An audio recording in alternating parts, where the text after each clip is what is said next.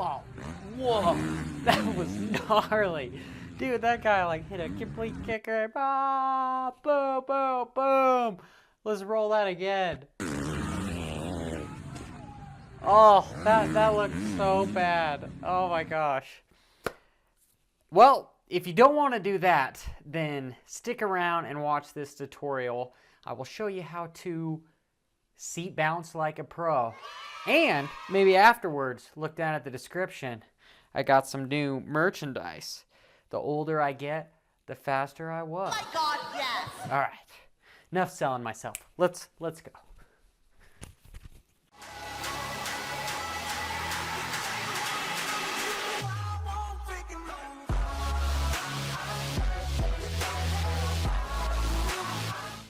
There's two ways to preload a motorcycle. One is sitting down and one is standing up. This is the most advanced version of the two, the sitting down. Standing up is a little bit easier. I honestly should be making that tutorial first. That's my quant. Your what? My quantitative. My math specialist. If you guys follow me at all, I kind of do stuff bass-ackwards. So anyway, here we go. So why do we want to learn how to seat bounce in the first place? Maybe there's that sick triple in the middle of a section that we think we can do, but we just need a little bit more oomph, a little bit more air time. Or it's just right out of a corner and we don't have enough time to move the corner, get the bike straight, stand up to preload to try to get over an obstacle. Then we need to stay seated. And seat bouncing is the only way to do that. Seat bouncing is honestly the most effective way to preload, but it's also the slowest because you get the biggest pop. And the more time you're in the air, the less time your wheels are on the ground, so you're not moving forward, therefore your lap times are slower. So here's a prime example of me needing to seat bounce. This is a double triple in one of my rhythm sections on my arena cross track. And if I just preload normally, I can't get over it. I don't get enough pop. I just keep casing it, so I have to sit down. Back up, Johnny. I will make that standing tutorial at a later time. Potatoes. It's easier. I just wanted to get this advanced one out there. But the whole goal and what I need you guys to understand is whether you're standing to preload or sitting down to preload, you're compressing the suspension almost like a pogo stick so that you can get more lift and more air time so that you have literally just what I said, more air time so that you can go a greater distance to clear an obstacle. So we can all agree I cased the crap out of it. Baby hits 88 miles per hour. You're gonna see some serious... The standing technique on preloading is not giving me enough lift. Let's watch it again.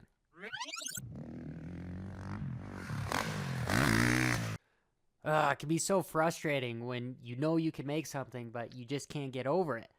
But I have a solution. It's the seat bounce. So I won't case it. Let's watch it. See what you guys think.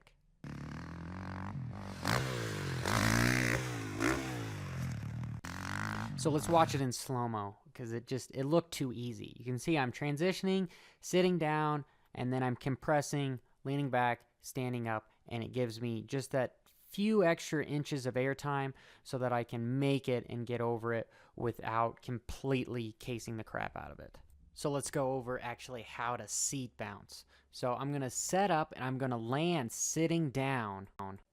I'm going to be in the middle to the rear of the motorcycle. You never want to be super far forward on that gas cap to try to seat bounce because the majority of your weight is going to be up. So when you stand up, you're going to go potentially in that endo position that we don't want to do. The next step is to squish the motorcycle down. In order to do that, you're going to squeeze your abs and tilt your pelvis forward, and you're going to slide back on that seat just ever so slightly.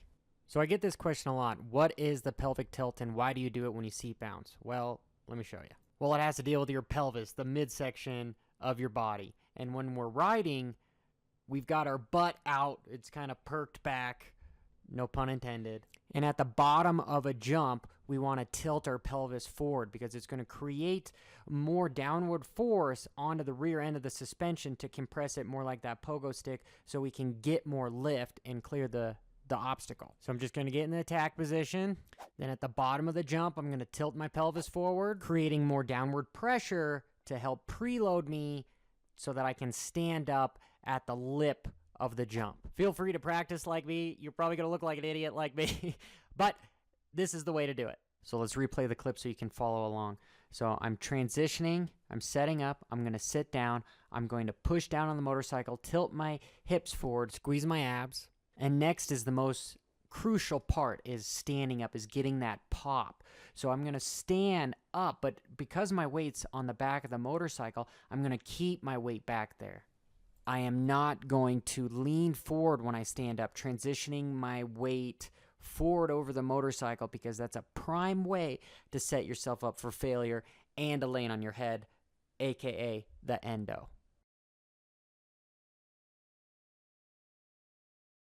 So let's watch it again at full speed so you can see how my body's reacting in real time.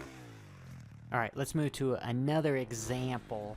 This is going to be a right-hander triple out of a corner.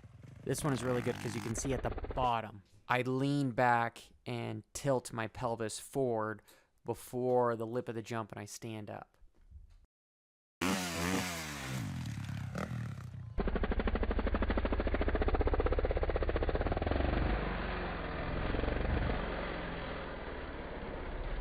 Here's another example. Watch how I'm back on the bike. At the bottom of the lip, I tilt my pelvis forward, putting more weight down, and then I stand up, creating a pogo stick, getting more airtime, more lift, so I can clear the jump.